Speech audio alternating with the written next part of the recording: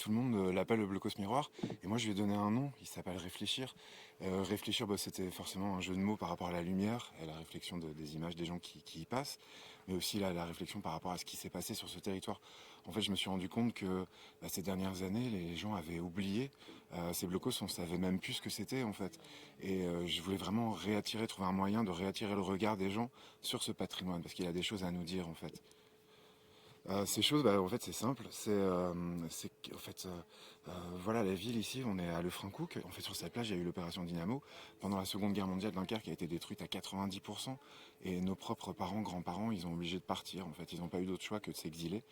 Et il se trouve que sur ce même territoire, dans notre région, en ce moment, depuis une bonne dizaine d'années, il y a des centaines aussi de personnes qui sont échouées là, en fait, dans leur départ vers l'Angleterre. Et moi, je pense qu'on a un devoir d'accueil et de bienveillance vis-à-vis de ces gens, de parce que nos familles ont traversé. Et il se trouve, enfin, l'histoire est un long recommencement. Et il y a pas mal d'études scientifiques qui disent qu'en 2050, dans la région, on va avoir de gros problèmes de submersion marine. Et nos propres familles, cette fois-ci, ce sont peut-être même nos enfants qui seront obligés de quitter ce territoire et de partir.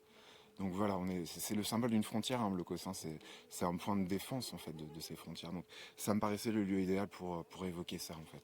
Et c'est un long travail surtout que vous avez fait pendant des années, seul.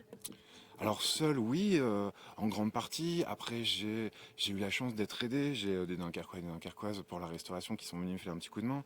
Au début du projet, j'ai une amie qui venait de Chine, qui s'appelle Lynn, qui m'a beaucoup aidé. Elle s'est vraiment fort engagée avec moi. Et ces 2 dernières années, j'ai eu la chance de rencontrer quelqu'un qui est devenu mon meilleur ami, qui est un réfugié qui vient d'obtenir son statut en France, qui vient du Nigeria, et donc qui m'a aidé à le restaurer ces 2 dernières années. Et pour moi, c'était extrêmement symbolique qu'un réfugié de maintenant puisse venir intervenir sur ce bâtiment en fait. C'est un projet qui a commencé quand? En 2014, mars 2014.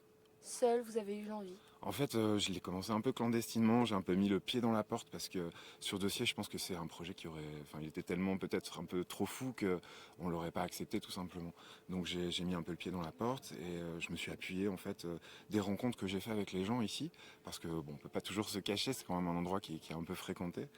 On a discuté avec les gens de ce projet et puis ils m'ont exprimé un peu leur marque de soutien dans un petit livre de bord en fait que j'ai gardé. Et j'ai attendu finir cette première façade pour pouvoir monter un petit dossier de présentation et le présenter. Et c'est là que j'ai fait les recherches pour savoir à qui appartenait ce bâtiment en fait. Et j'ai demandé les autorisations pour l'achever. Et alors, il appartient à qui? À la mairie Alors non, il appartient à l'État, c'est le domaine départemental maritime. Et alors, vous disiez que c'est quand même un gros investissement. Vous payez tous les miroirs tout seul. Ah oui, c'est un projet entièrement autofinancé, bon, du fait aussi que j'ai pas demandé d'autorisation, donc j'ai pas non plus demandé de subvention. Et puis bon, voilà, c'est essentiellement de la récupération. Les miroirs viennent des chutes de miroitiers en région parisienne. J'ai trouvé un filon en fait, et donc j'ai passé ces dernières années à faire des dizaines d'allers-retours pour ramener toute cette matière, parce qu'il fait quand même 350 mètres carrés. Et puis la colle, bon voilà, ça a été le principal poste budgétaire en fait, parce qu'il y a eu 4000 cartouches de colle utilisées. Et combien de bouts de miroirs, à votre avis? Impossible de vous dire, d'autant plus que là, à force de le restaurer, finalement, on n'est plus à 360 mètres carrés, on doit être à presque 1000 mètres carrés en tout, parce que j'ai recouvert en fait à chaque fois. Et là, il aurait fallu vraiment faire sauter toute la mosaïque parce que ça devient trop lourd pour en reposer une nouvelle, quoi. Merci beaucoup. Voilà.